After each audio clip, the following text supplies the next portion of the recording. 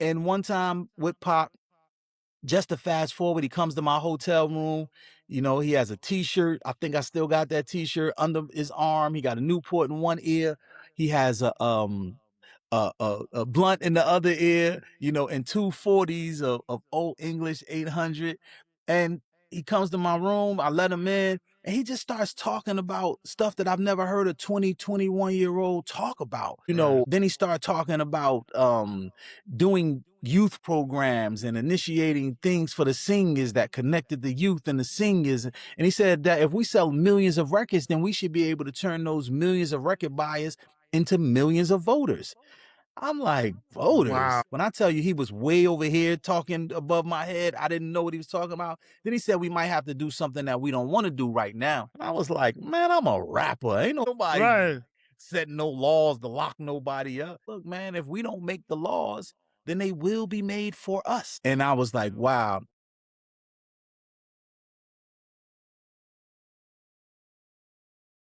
It's Bobby's Hip Hop and R&B. We are 103.5 The Beat. Pop and Keep the People's Voice. And my special guest in the building, the one and only legendary MC, Do-It-All from Lords of the Underground, now a councilman. Also a councilman, you know what I mean? Man, there's so much to unpack here, brother, and I'm looking forward, and I've been looking forward to this interview.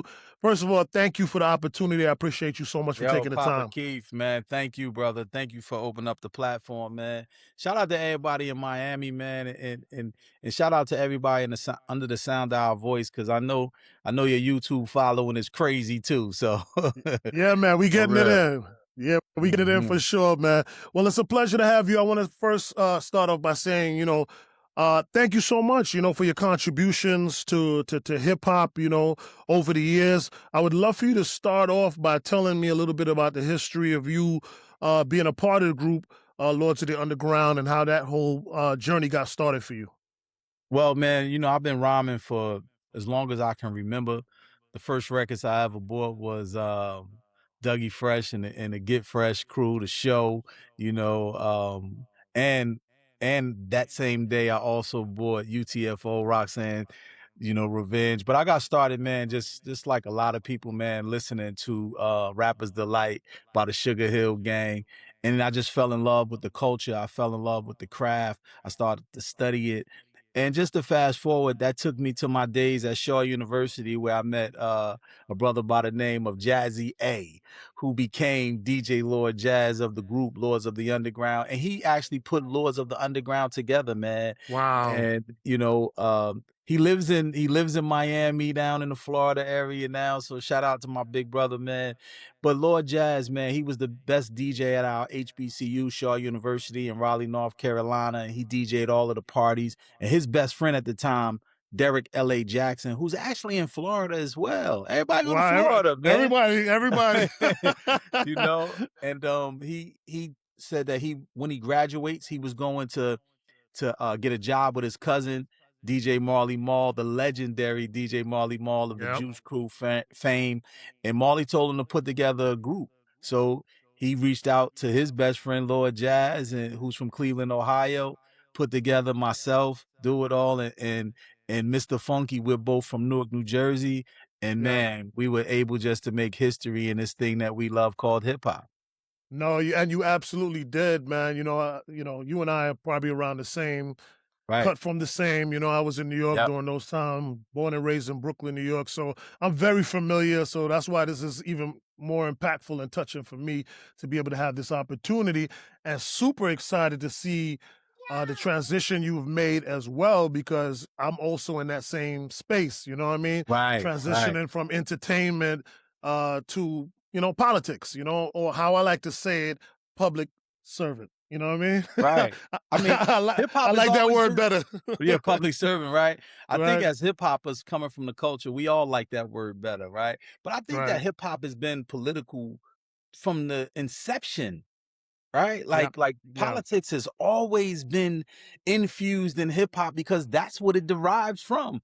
Yeah. Especially when you break down the word, right? Hip being in the now, being in the knowing, and also meaning being aware, right? When you hip, you're aware of what's going on at the moment, and hop being a form of movement. So if you look at it like that, the now or aware movement, then you're going to talk about those things that are happening around you, and you're going to speak about it through its culture. Even if you're not a rapper, you're going to talk about it with your hands of blending sounds together as our DJs do. You're going to talk about it and send messages through the art of graffiti.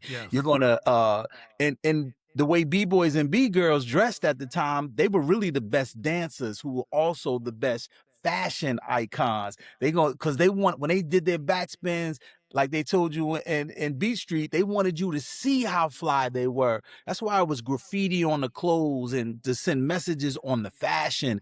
And now people have taken that to the runway across the world, and Louis Vuitton and Gucci have picked up on what this thing of ours has influenced the world, man. So hip hop culture is worldwide, and it's the thing that we love, man. So can you talk about that transition, because it intrigues me and I'm sure it's going to intrigue my audience as well, from entertaining. I'm sure you did some other things in between, but Mhm. to get to the space where you're actually serving your community on this level as Councilman Kelly. Yeah, man. Yeah, man. Yo, shout out to everybody who played a part. And, you know, Keith, man, a lot of times when you're on that highway of life, man, and you're just driving, you say that you have a destination, but as you start to move, you start to see on ramps and off ramps that you didn't even know you would be interested in, Yeah. even though you're going toward that destination.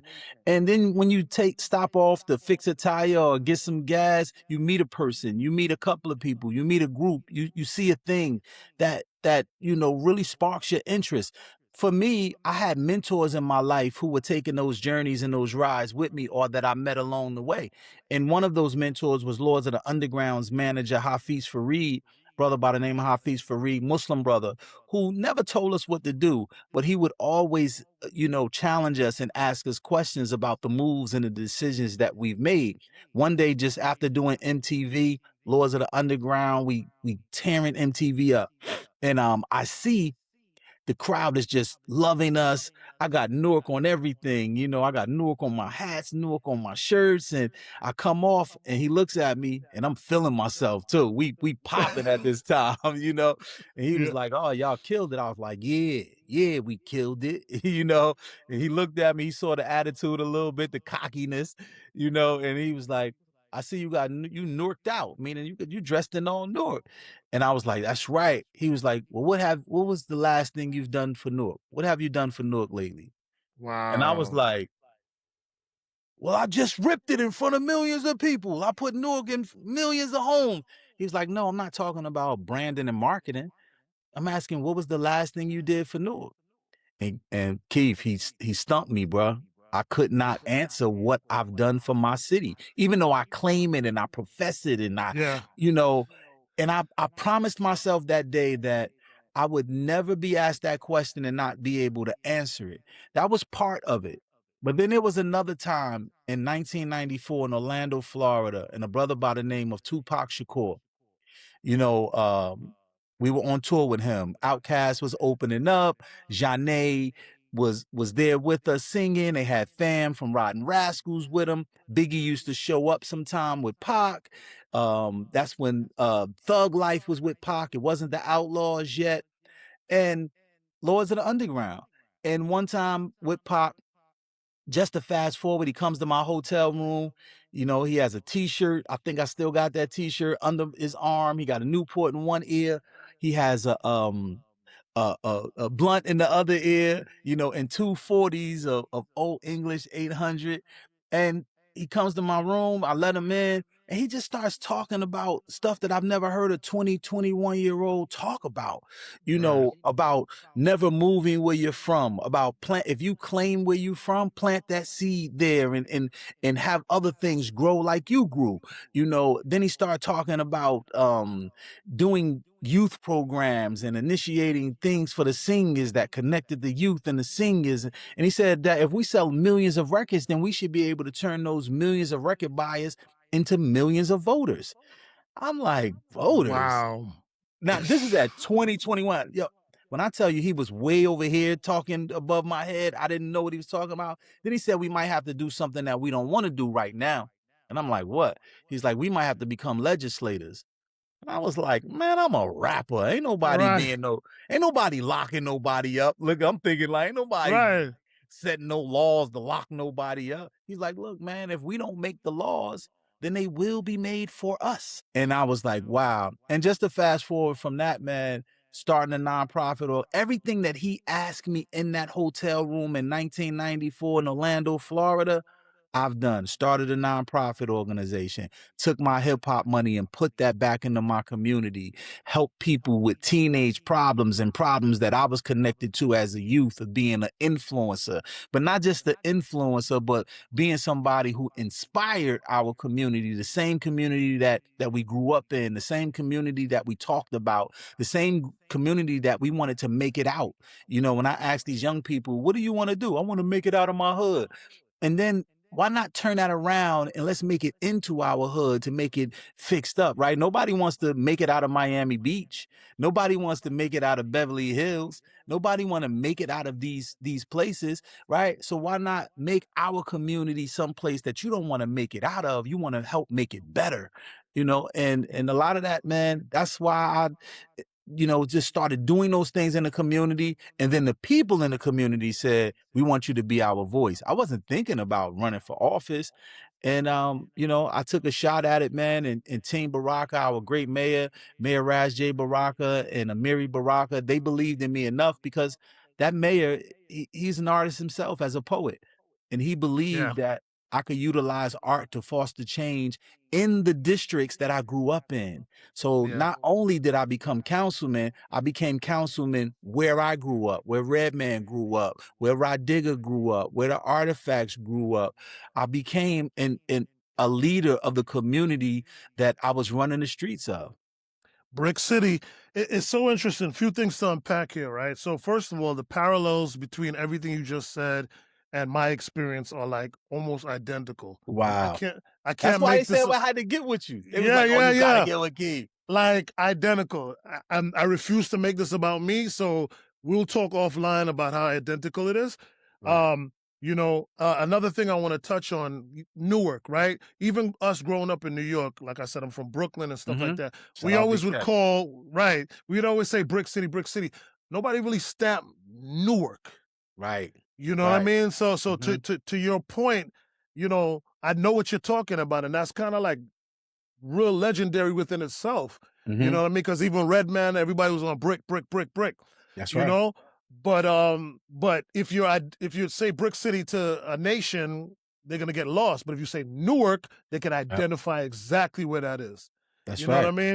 Mm-hmm. So listen, I'm just loving everything you're saying right now. I think this is such a testament to you know growth, our youth, Yes. things that we didn't think we could do, and now we're in it and making a difference within it. And that's part of the reason too for me was that like I didn't feel like enough of us, enough of the Yes. cool kids, enough of the people who Yes. could really connect with the youth were involved. You know what I mean? So, do we just leave it for everybody else to just have, or do we step up? Do we make Mm-hmm. it cool? You know what I'm Right. saying?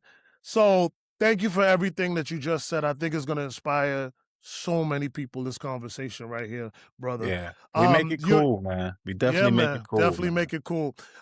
So you have an election coming up, correct? Yeah, man. A re-election, man, 2026, May 12th in Newark, New Jersey is my re-election, which is, the first election in 22. It was just exciting because it was an opportunity to become the first platinum selling hip hop artist to ever win an elected official seat in the United States of America. And I'm excited about that, right? We can talk about that and be excited, but you still had to do the work, right?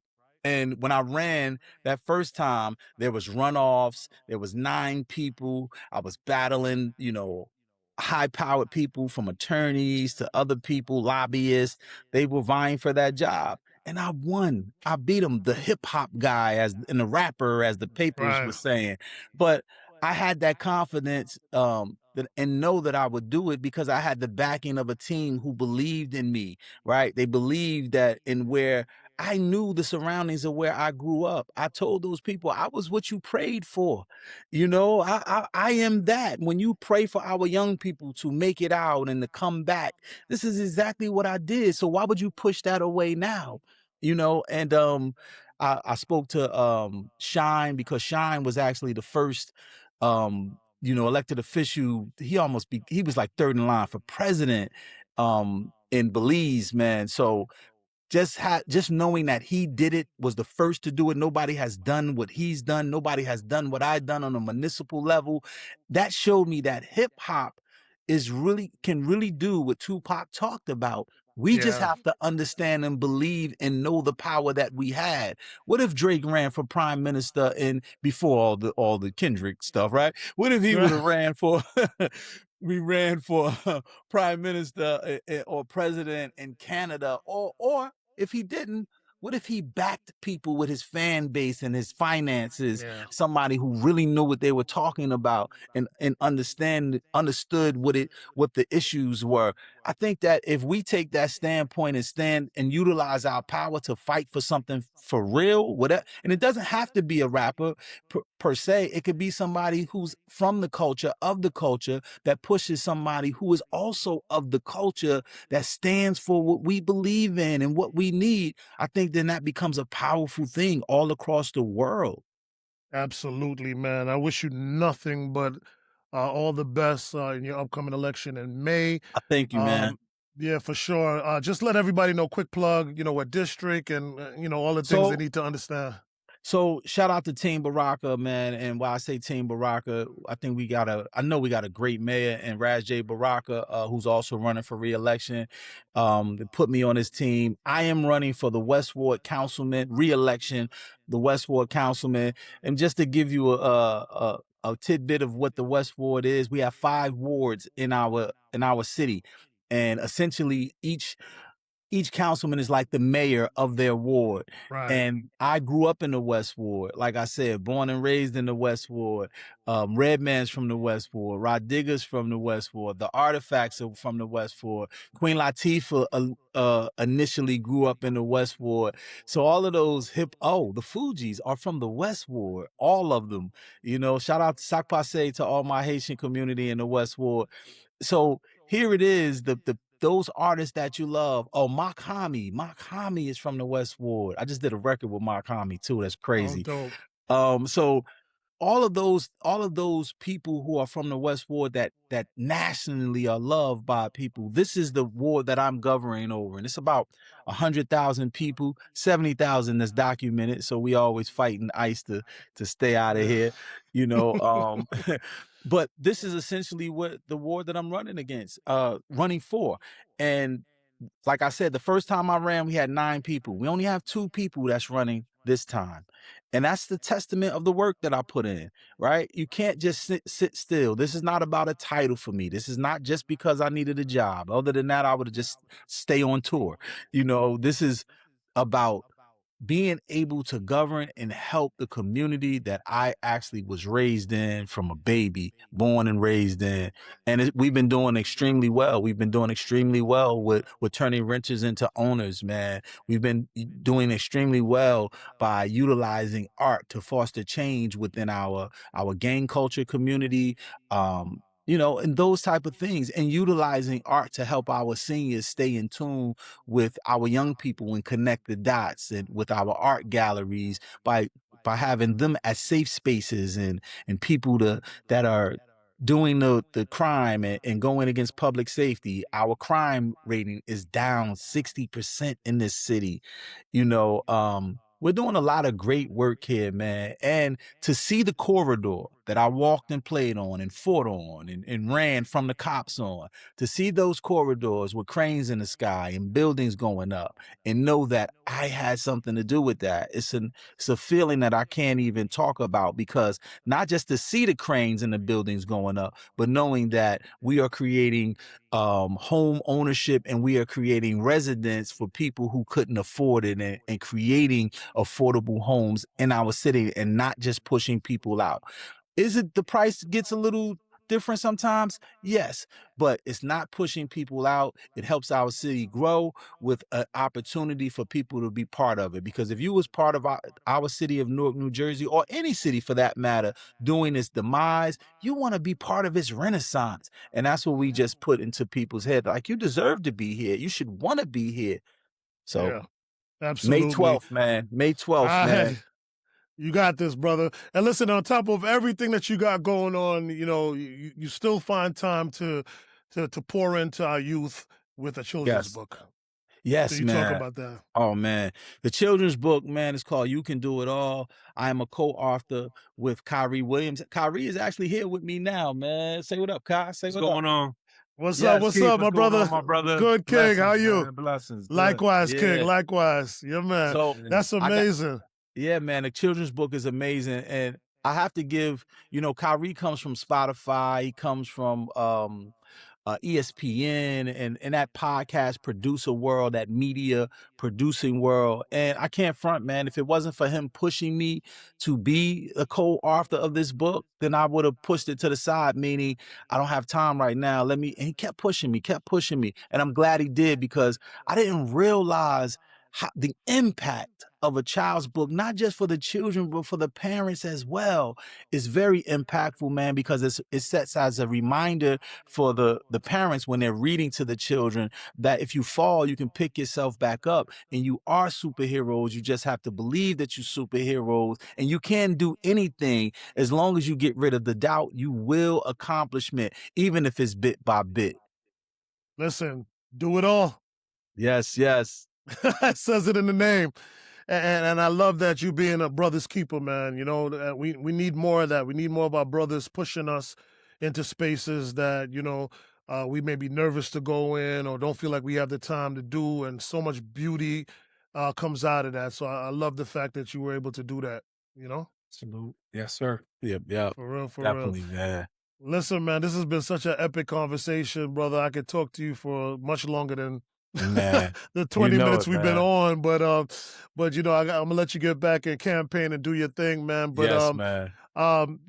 listen, thank you so much for this opportunity. Once again, thank you for your contributions to hip hop. This conversation is definitely going to be life changing for so many people that's going to be tapping in. Please let everybody know how they can connect with you, how they can get your book and all that stuff as we close. Man, I just want to say, first of all, salute to you, Papa Keith. Salute to everybody who's tuned in, man, to 103.5 The Beat, man. That's my station when I come to the MI, and shout out to DJ Lord Jazz who's out there. Shout out to all of the hip hoppers who are actually out in the Florida area, man. And you can definitely reach me on all social platforms at DoItAll. That's DoItall. That's Instagram, that's Facebook, that's LinkedIn. And if you want to hit me up on the political aspect, you can reach me on email at DoItAll. That's DoItall 4FOR Newark, NEWARK at gmail.com. And for the book, Kai, you can tell them how to get the book, man. Yeah, absolutely. We would love for everyone to go to our Shopify page. That's Do It All University, spelled the way it sounds. DoItall University. .myshopify.com. You can also find it wherever you purchase books. Yes. All right. Appreciate it, man. Mhm. Thank y'all, brother, Keith, so man, much. Do it salute, all. bro. Councilman, do it all. Kelly. Get ready for his second term. Yeah, man. Unbelievable, man. Let's get it done. Finish, man. We got stuff to finish. Well, listen, when you win that, you got to come celebrate with us down here in South Florida, man. Man, look, man, my wife got that on her schedule already, man. So, Smart woman. Yeah. That's what's up. All right, I appreciate you so much, King. Salute, man. Don't hang up.